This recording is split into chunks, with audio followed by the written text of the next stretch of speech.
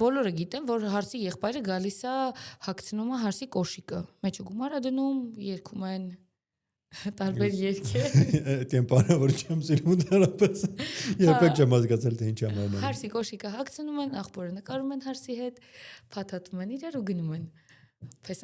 Աղբերը գնում է։ Բայց իրականում չկա կոշիկի մասին ոչ մի տեղեկություն։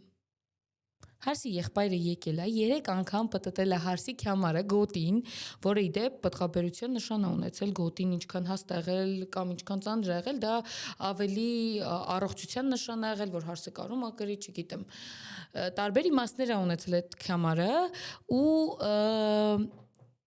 հարսի եղբայրն ասել է հատմը քեզի պես, օխտմը ինձի պես, այսինքն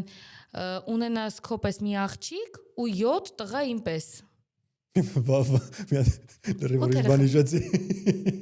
ատամ հանելուց երեխեքը որ ասում են